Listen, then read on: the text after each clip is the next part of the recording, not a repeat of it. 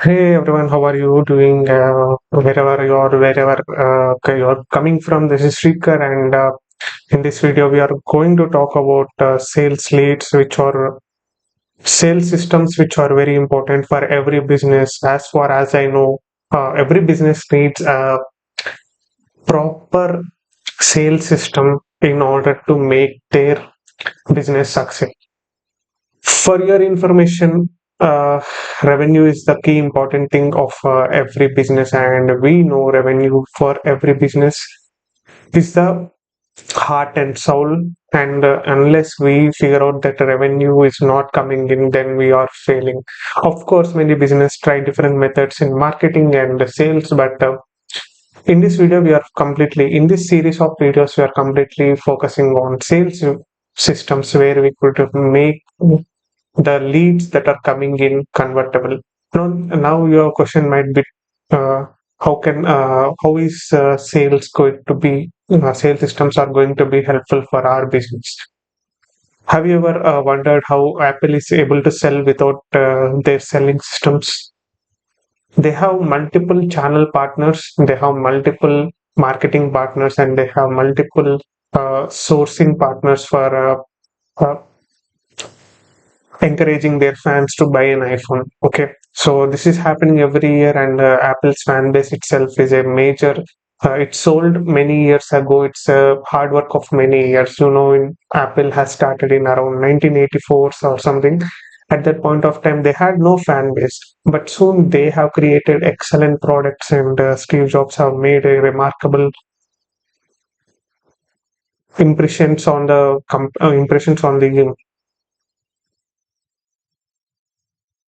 people, and they are able to now get that fan base. And yeah, this is translated over the decades, and it's translated from Gen Y to Gen Z, and the trend is going up. Right now, the trend is going falling on, but that's not the case. Now, the sales systems.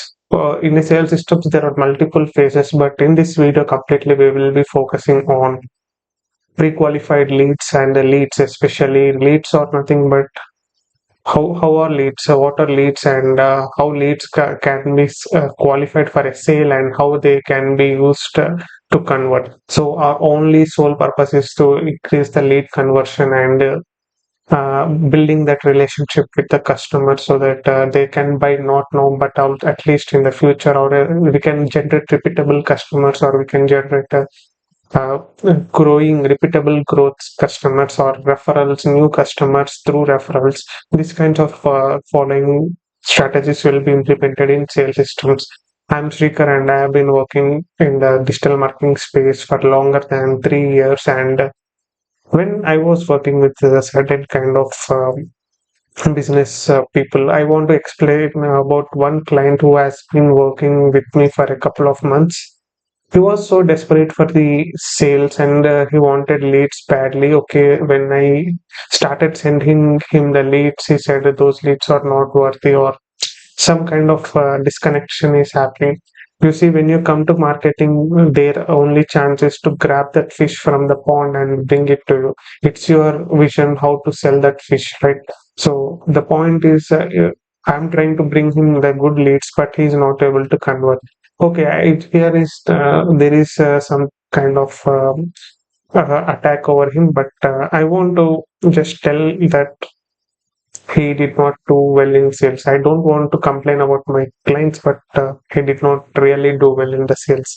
So, okay, leave about the clients, and what I want to tell about the exact nature of a lead. The nature of the lead is something that is having a budget, and having this need to be filled. Okay, they want a solution. Every person needs some solution, right? They have a desire, they have something. Some people might want to take a vacation, some people might want to build their business, some people might want to grow their hair, or some people want to look fit, some people want to look beautiful. Everyone has their own sort of solution. So in that sense, I'm trying to find that need and get that filled by your business. This is a regular message we get from everyone. Now let's come to the real point called pre-qualified leads. This is where we have the real issue. So when we usually talk about pre-qualified leads, pre-qualification of leads is a process where we define that if a lead is going through certain criteria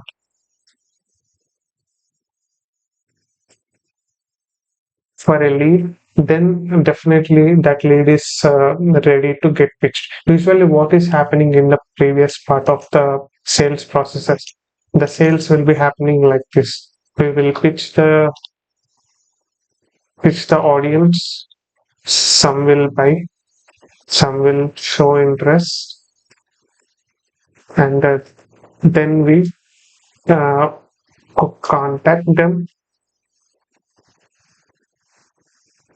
and then we will sell them. Very true, right? This is the process happening in every sale previously, and as the competition grew, the context has started from cold to warming up the audience. So it's the start of the relationship marketing. I'm sorry if I'm writing the wrong mistakes, but please forgive me. I'm bad at spellings. Yeah, relationship marketing started when the great famous author Seth Godin has written his book called "This Is Marketing." There he says talks about relationship marketing. Mostly, you can read that book. You will find on internet. So when relationship marketing has come into the context, into the spotlight, then the real thing of pre-qualification leads has started. So pre-qualification of the leads means we will be consistently marketing across the market, and when there are some kind of conversions happening, maybe website visitors or maybe some engagement with your post or someone engaged with your ad. At that point of time, when we see that okay, this particular user is looking interested, maybe we can connect with them and we can encourage them to watch our products or know more about our products. That's right. When when you consider yourself as a uh, doctor, maybe as a patient, so when you are going to a clinic, what happens? Let's consider there is a new clinic in the town and you are going to visit it for the first time, and there are 10 other people with you in the queue. So the appointment is done and the doctor enters the lobby and sees everyone, and uh, does not ask anyone what's their problem. He just sees everyone on the in the lobby, and he just write a particular drug and he will just give it to the receptionist. The receptionist issue the same drug to everyone, and they say it's all. How can this happen? Usually there is this major thing called the context. Okay, some might be coming with a fever, some might be coming with some other disease, or some might having some other issues, and we can't write the same drug also. Okay, usually this is not the process how a doctor deals with a patient. The doctor usually brings him into the cabin, sits with him, asks about his issues, symptoms, and he confirms the symptoms by asking more questions. If the patient confirms there are other symptoms similar to that, then he concludes that this is the disease you have, and these drugs will be helpful. He also asks about his past medical issues, and based on that he will be writing. For diabetics he writes different ones. So for some BP patients they will be writing some different one. So there are multiple ways a doctor deals with the patient, and it takes skill and time, right? So that's where we are going to act like a doctor. We are going to pre-qualify the leads. Moving on ahead, there is multiple ways. Okay, we have to talk about lead pre-qualification and lead segmentation. This is one more important thing that might get confused in the sales systems.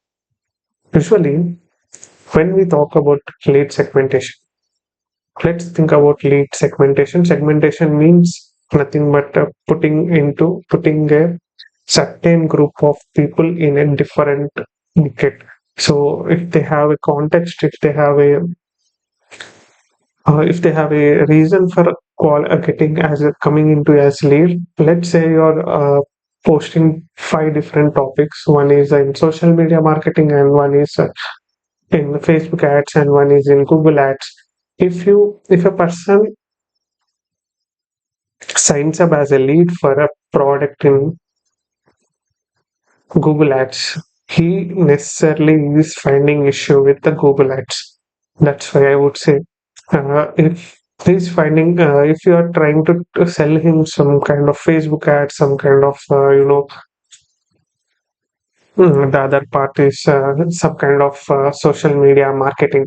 They are not interested. They will not never take care because they might have fixed it or they might have no issue with that one, and as well as they might have some other person who is helping with that.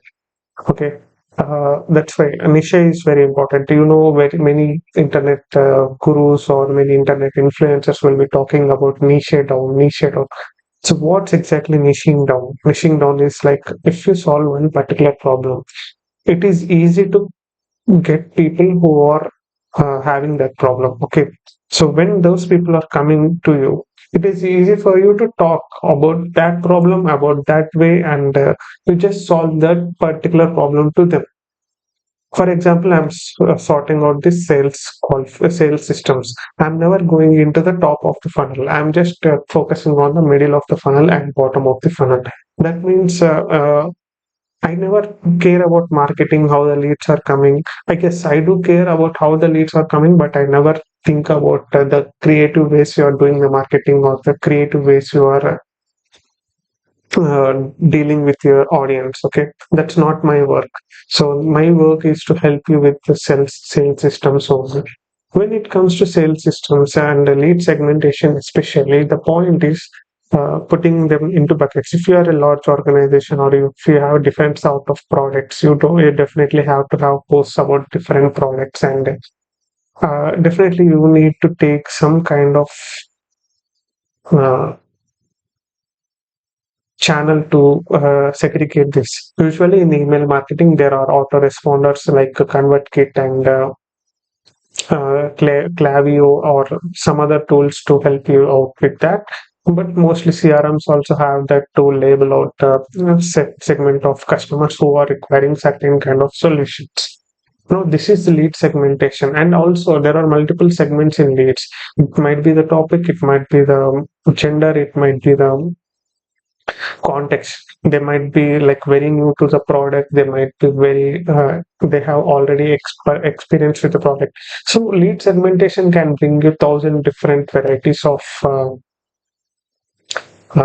probabilities and permutations. So in that sense, I don't recommend you to segment unless you are having a good number of leads. Okay, when it comes to pre-qualification of leads, it is far different. It is like, you know, you just will be qualifying a lead if he is eligible for the sale or not. See, you will be having a certain number of questions, usually through a form or through a lead form or some kind of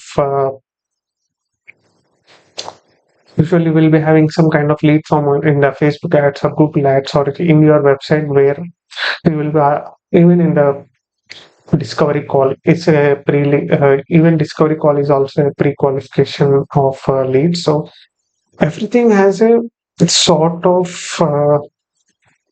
questions. Certain questions will be bringing you out.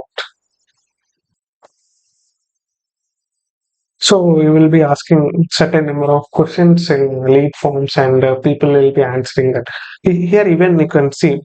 Let's say you put one question, even if he's not ready to answer that one question, that is a bad lead.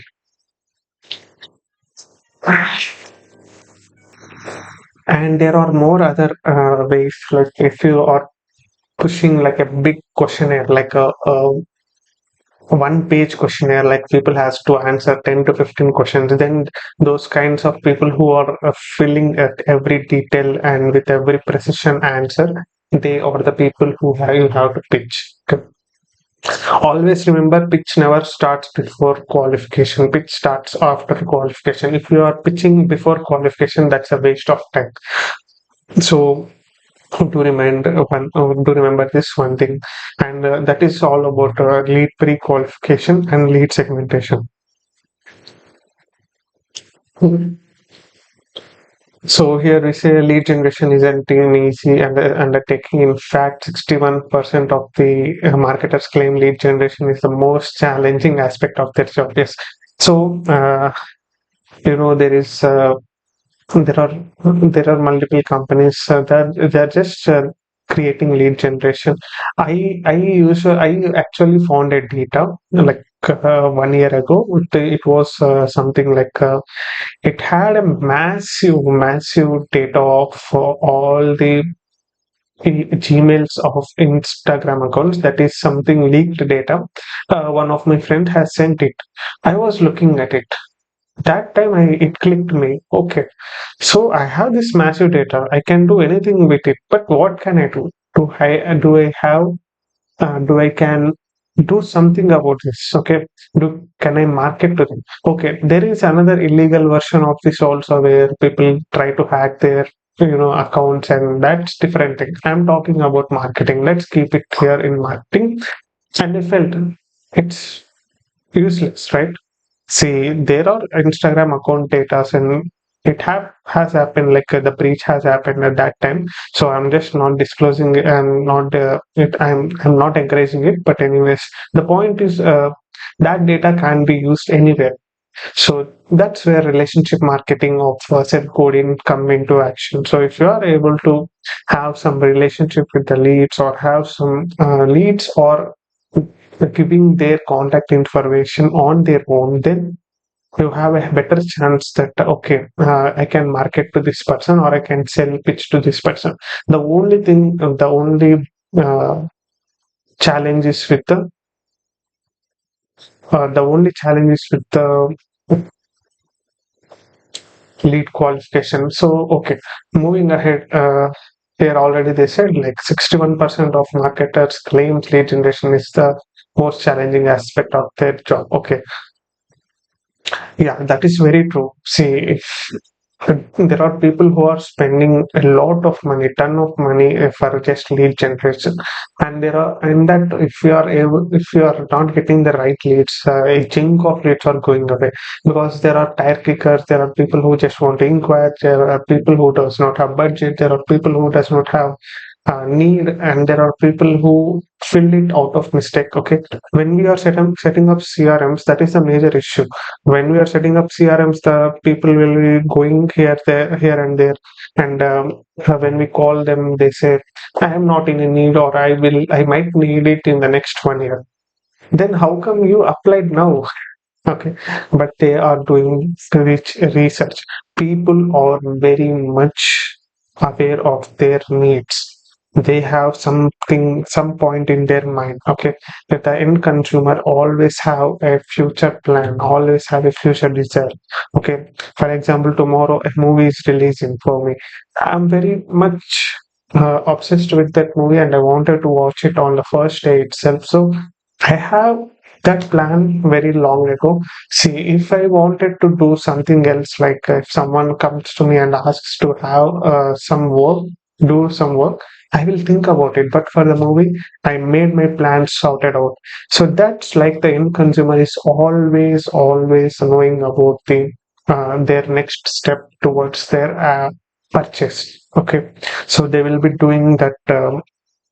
All the ideology, and all this preparation for their sale. That's how they will be giving you out leads. So now, after getting the leads, you might be thinking, "Oh, wow, I got the leads." But yes, I want to share you one more experience about the lead generation. I have good lead generation techniques. I was good, easily interrupting the market, but I'm getting leads at very cheap cost. Like 5 rupees, 10 rupees, like a half dollar, half cent. Okay. Then I was thinking, oh man, I was trying to connect with them. Some are like tire kickers, some are like freebie seekers, and some wanted negotiation. Some don't have money, they want to pay later. Okay, there are many people who are not in line for my type of business. So that is the waste of money. I almost wasted like almost lakh I have wasted in ads, and I am regretting it now. Okay, that's the point. So that's when I started researching about the sales systems, and this is where I found the real challenge. Okay, so we have to spend a lot in marketing, but we have to spend a lot of time in sales nurturing. That's when you can succeed. Okay, moving ahead, how to let's decide on let's discuss on how to do the pre-qualification process. I'm giving a overview in this particular video. Thereafter we can in the next few videos we can talk more about a pre-qualification of leads, so that it is in line with your business and you can have more conversions. So more conversions in the sense when you are having a quality leads, you are automatically. So I would want to note it down here. When you have 100 leads, I would say 100 bad leads and 100 good leads. Okay, they have the capacity. Good leads in the sense they have the need and they have the budget. 100 bad leads is like they don't might not have the budget, or like the conversion rate may be 5 to 10%. But here, when we come to good leads, the conversion rate goes up to 15 to 20%. Here, the stage is very simple. The stage is like who are ready to buy. Here, in the bad leads, we have to put time, we have to put efforts, we have to convince them, we have to bring them into the uh, sales channel so that we can sell them, right? So here, even it might go down 1 to 3% also. Who knows? Okay. Right. If out of 100 bad leads, let's think about the budget also. To get this 100 bad leads, I'm spending like around $100. $100, 100 bad leads. But here I'm spending around $1,000. Okay, for 100 good leads. Now, only 1 to 3 leads convert here. 1 to 3 leads. Let's say we have 10 leads, 5 leads are being converted here. 5 leads. And now our product cost is like around $5.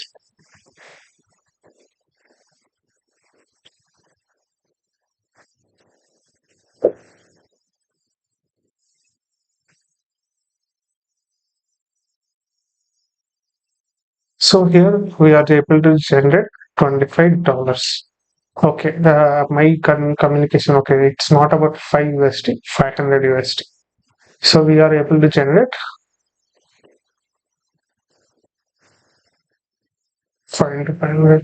What is it? 5 into 500. I am bad at math. Okay, it was $2,500. Okay, for $100 we are getting around 25. But here we can see simply for 25 we will be getting around 20 leads, and among them we can almost still it's easy to sell like 20 people, means we can at least expect 20 sales, right? 20 star 500, which is almost 10k dollars. Now you might ask, Srikar, okay, we have bad leads, we got it. When we are broke, we can deal with bad leads. Yeah, you can. That's a good point. And actually, we can deal with bad leads also. Even if we are breaking even, that's a good thing. Unless we break even, we can't get the bad leads into. And the real problem is we have to have put more time and efforts. We have to connect with every person and discuss about how we are going to talk about their product and everything. We have to plan, we have to ask them, we have to pull them.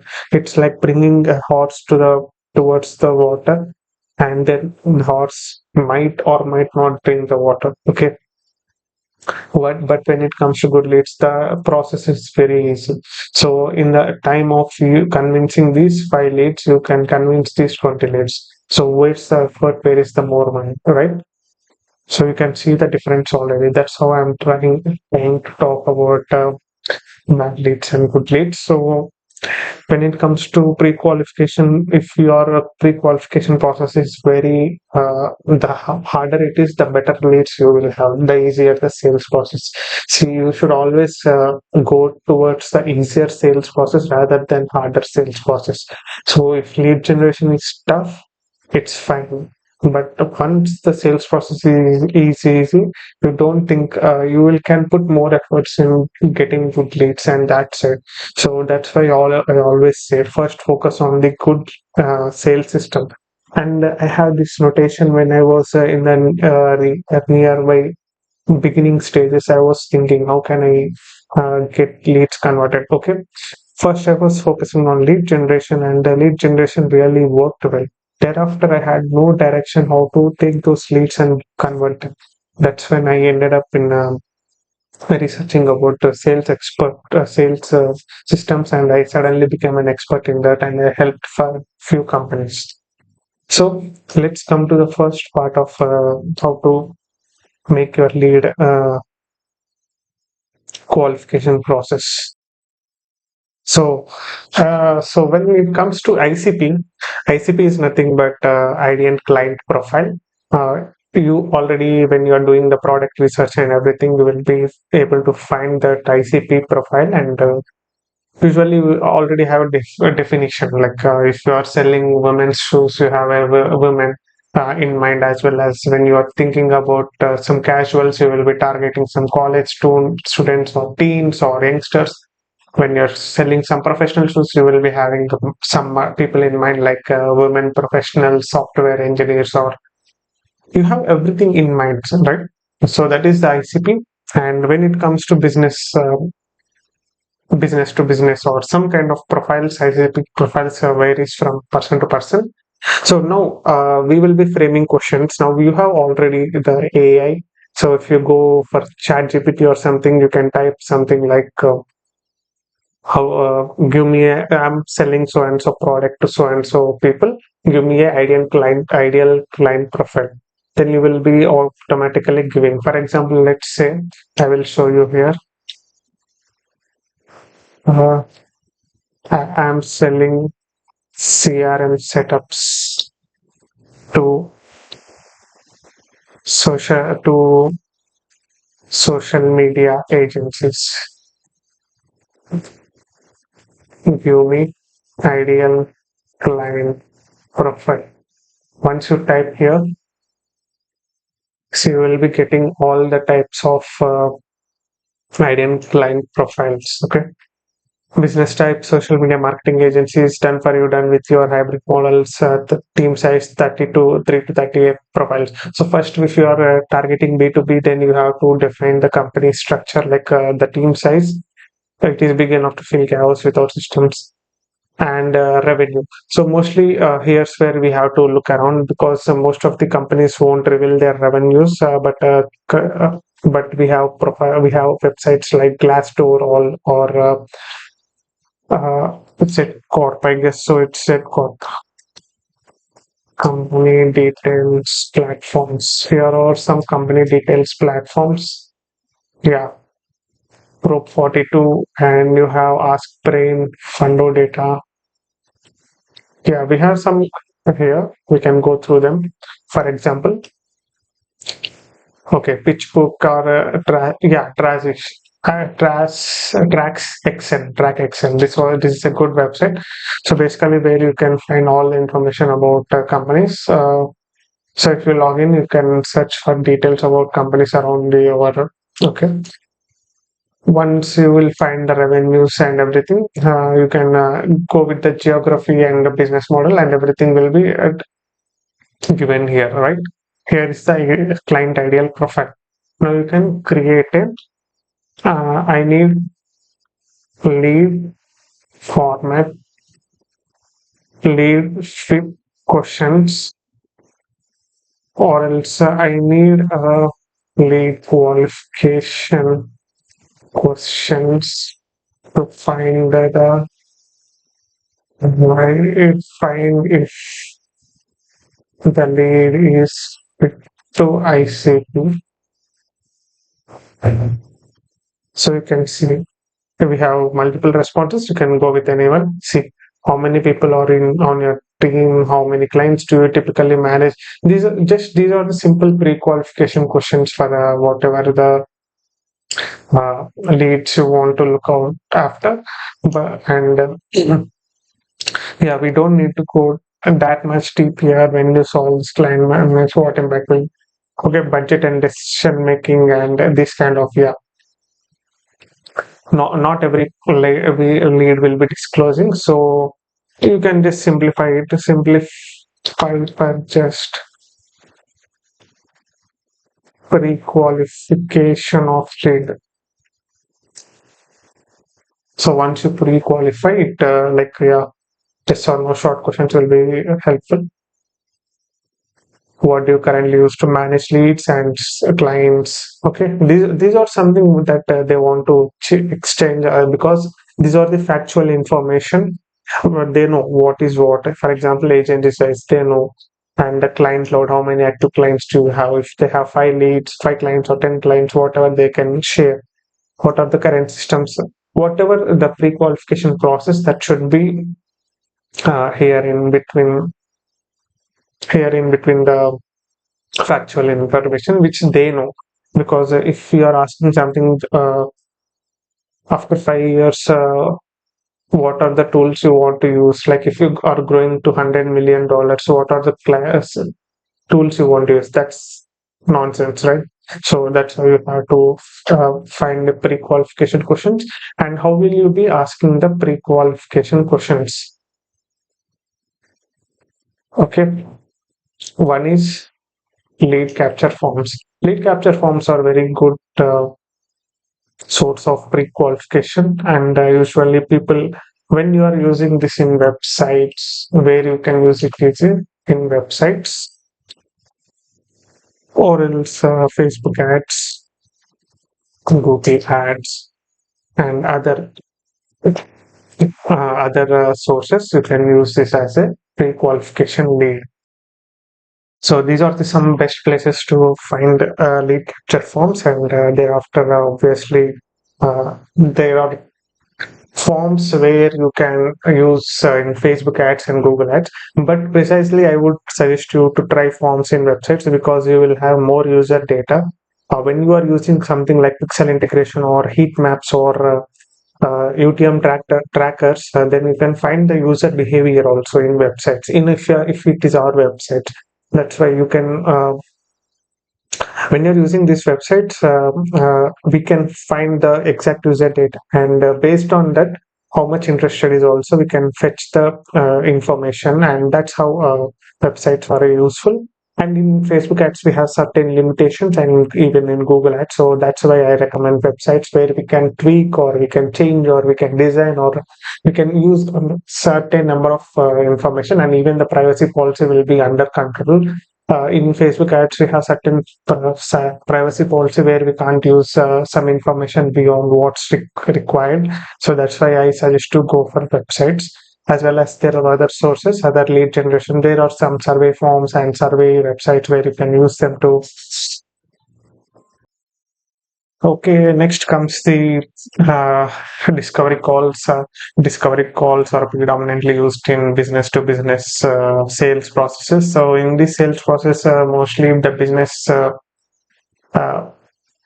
representative will be asking you certain types of questions. They will be have a pre-filled sales questions templates, which I usually give for my clients too, which I help them with pre-written script, so that they don't find an issue with their discovery calls.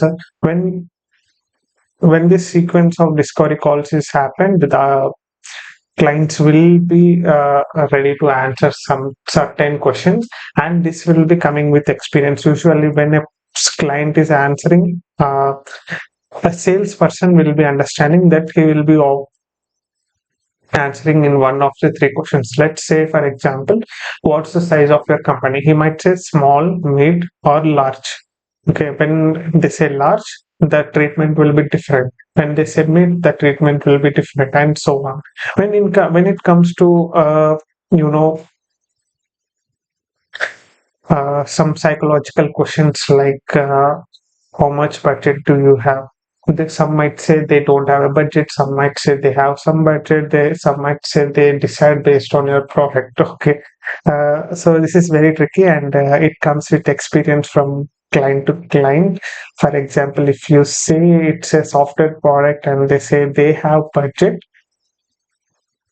up to so and so limit, they might, that might be true or that might be false. Okay, so you have to negotiate. If they say they have this much of budget, some might not even reveal the budget, right? At that point of time, you definitely have to go with another client. How much push you have to give for a client, it is differently based on what they say, what they answer. So discovery calls are very tricky, and sometimes when they say they have budget, at the end of the call, at the end of the presentation, or at the end of the transaction, they will be negotiating you. They say we said just for a while, like we had budget, but that is used for other resources. So there are multiple factors, and even there is a some people say uh, they don't reveal their budget also. At that point of time, you will be very blindfolded. Okay, you don't know how much to ask, you don't know how much. Okay, you have to clear on budgets very early in the discovery calls. Let's say your product costs them 100K per year, so you should simply say that okay, my service costs 100K for you. You just do you have the budget on at that level? Okay. As a psychological emotion, some say yes, some say no, because they want to get out of that call, wasting either of them. Some say yes, they have budget, and we proceed forward 2, 3 months, 5 months, 6 months down the line. When the final transaction is happening, at that point, if they say don't have a budget, that will not be good in the business terms, because that's a long sales cycle, right? So mostly don't lie. If they say they have 100K budget, yes, we have, or no, we don't. So that's how discovery calls will be handled. And forward, we have uh, moving forward, we have this analyzation of website behavior. Website behavior is just nothing but when a person is using e-commerce or certain kind of websites, they have access to your courses or some digital products. They will be logging in their email, and now they will be adding something in cart. There is one trick with the Apple. Actually, when we try to add something, we log into Apple website and we try to add something into the website, and we again remove that from cart. Then we will be getting some offers on our email. So basically, when someone is when they are tracking through your behavior in the app, they will see that abandoned carts, and people who have added and people who have removed, automatically triggers a logic that this guy has abandoned a particular product. So automatically the set of emails will be getting into action, and thereafter they keep on doing they keep on sending emails with offers. Then usually Apple does is they give you 50, 30%, 40%, some coupons, free coupons to attract you to make that sale happen. Okay, this is how it goes back end in the Apple. As things move forward, we have to have we can use this in our ads also. Basically, we have in Google called a lookalike audience, where a lookalike audience is nothing but we will be targeting people who have been engaged with our posts or ads. So we will have this people who have engaged with so and so posts, so and so ads, or so and so kind of engagement, liked, commented, something shared with someone. These people will be targeted mostly, and that is where we can use the pre-qualification process also. That's how a lead will be qualified, and we will be showing them different type of ad. Okay, That's how it works. And I want to talk about data enrichment tools, mostly which are like the pillars of the pre-qualification leads. This is especially useful for business to business consumers. If you are not a business to business consumer, you can skip to the next time frame. I will show the time frame below, or else you can just stick on. It's better to stick on because again, you might miss some important tools information. So data enrichment tools are nothing but usually we have a lead generation process in business to business. If you are a business to business guy, you know this. There are scraper tools. Scraper tools are nothing but where they collect the information about the leads from internet, usually the Apollo or the D7 lead finder, and we have multiple other scrapers. We can find lead scrapers. So starting will be at Apollo.io. They're running extensively ads. We have lead scrape, Apify, Outscraper, Zenrose, yeah, Como is good. And there are multiple, okay? Multiple turn deep enrich is also a lead generation too. So what they do is they go into sites like LinkedIn or other places to scrap the data about the people, and they put that in front of us. So these kinds of lead scrapers are just bringing you in a mostly email ID or organization name or name of the person, and that's all they will be giving. As these scrapers give you like hundreds, thousands of data where we can find junk data in that. But here is the real change. Okay, here is the real change. There will be some plugins which will be displaying them, and there will be some finders